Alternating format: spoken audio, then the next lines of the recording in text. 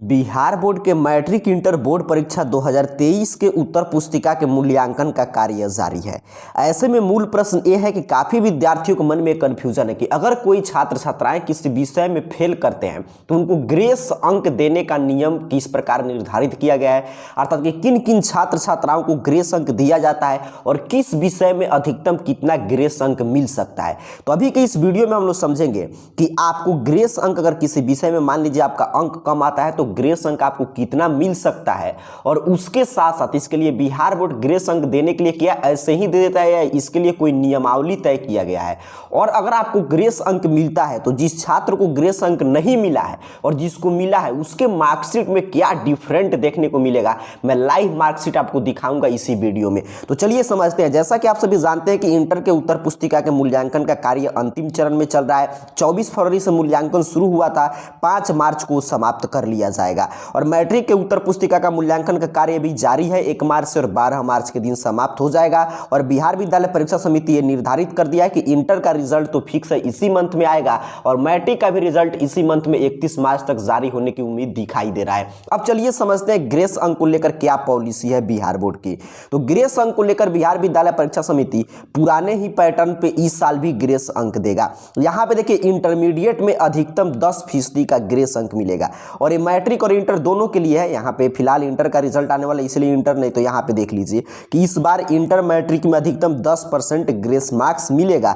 दोनों के लिए बिल्कुल नियमावली सेम है। आगे जानकारी दिया जा रहा है कि इंटरमीडिएट रिजल्ट से पहले बिहार बोर्ड ने जरूरतमंद परीक्षार्थियों को ग्रेस अंक देने की नियमावली तय कर दी है। इस बार अधिकतम 10% तक ग्रेस अंक दिए जाएंगे। हालांकि भाषा विषय में फेल होने पर कोई ग्रेस अंक नहीं मिलेगा। अधिकतम 10% ग्रेस अंक देने का फैसला बोर्ड ने पहली बार किया है। इससे पहले बोर्ड एक विषय में अधिकतम 8% और 2 विषय में 4% तक ग्रेस अंक देता था।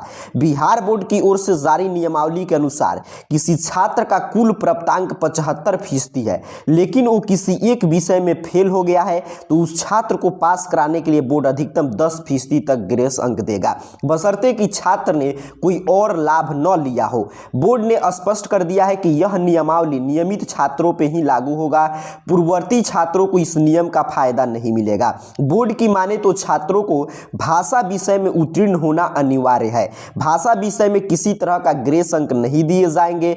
बोर्ड के अनुसार सैद्धांतिक वाले विषयों में उत्तीर्ण के लिए 30 अंक लाना अनिवार्य है। यहां पे जानकारी दिया जा रहा है कि जो आपका लैंग्वेज सब्जेक्ट है उसमें ये 10% ग्रेस अंक नहीं मिलता। अब इसको समझिए, जैसे मान लीजिए 10% कम मिलेगा, हमेशा नहीं मिलेगा। यहाँ पर स्पष्ट रूप से लिखा गया है कि अगर मान लीजिए आपका कुल प्राप्तांक 75% है, अर्थात कि टोटल नंबर आपका जोड़ने पर 75% आ रहा है और तब आप किसी एक विषय में फेल कर रहे हैं तो आपको 10 नंबर तक ग्रेस अंक मिल सकता है। लेकिन शर्त क्या है कि टोटल काउंटिंग करने पर नंबर 75% आना चाहिए। अब मान लीजिए आपका 75% नहीं आ रहा है, तब आपको कितना ग्रेस अंक मिलेगा, तो इसके लिए बिहार बोर्ड पे डिपेंड करता है। जैसे मान लीजिए आप 2 विषय में फेल कर रहा है कोई छात्र या छात्रा, तो उसको दोनों विषय में 4-4 अंक देकर बिहार बोर्ड पास करा सकता है। अगर कोई विद्यार्थी एक विषय में पास कर रहा है तो उसको मैक्सिमम 5 से 6 अंक तक ग्रेस अंक देकर बिहार बोर्ड पास करा सकता है। अगर मान लीजिए कोई विद्यार्थी 3 विषय में फेल कर रहा है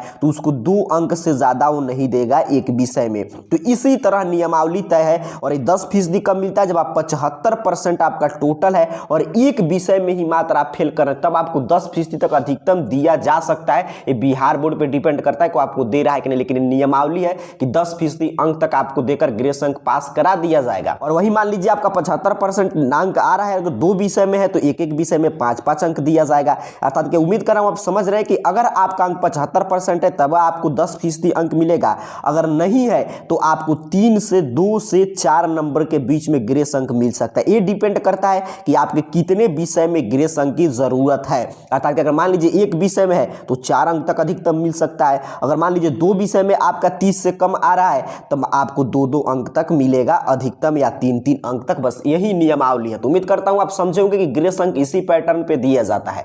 अब चलिए बात कर लेते हैं कि ग्रेस अंक वाला मार्कशीट और सामान्य मार्कशीट में क्या डिफरेंट है। तो मैं कुछ यहाँ पे लाइव मार्कशीट आपको दिखाकर समझा रहा हूं। जैसे यहाँ पे देखिएगा, अगर इस छात्र को यहाँ पे ग्रेस अंक दिया गया है तो कैसे पता चलेगा तो यहाँ पे देखिए, यहाँ पे अलग जो है यहाँ पे एक एक लिखा होगा। ये तो थ्योरी, ये तो ये टोटल बताता है ऐसे मार्कशीट में आपका कि यहाँ पे टोटल कितने विषय का एग्जाम हुआ, कितना विषय पासिंग है, कितना आप नंबर लेकर आए हैं प्रैक्टिकल और थ्योरी में। लेकिन कितना ग्रेस अंक दिया गया है, तो यहाँ पे देखिए एक्स्ट्रा एक लिखा गया कि इस छात्र को 1 अंक ग्रेस दिया गया है। और फिर उसके बाद यहाँ पे टोटलिंग जो किया गया है तो 30 में देखिए यहाँ पे स्टार लगा दिया गया है। देख रहे हैं यहाँ पे आ रहा है कि ग्रेस अंक से छात्र पास किया है, यहाँ पे स्टार देख लीजिए। अब इसको 1 अंक ही क्यों दिया गया, आपके मन में प्रश्न आएगा। तो देखिए जरूरत के अनुसार इसको 29 था तो पास लाने के लिए 1 नंबर की आवश्यकता थी, यानी कि इसको 3 नंबर मिलकर 31 होगा, नहीं।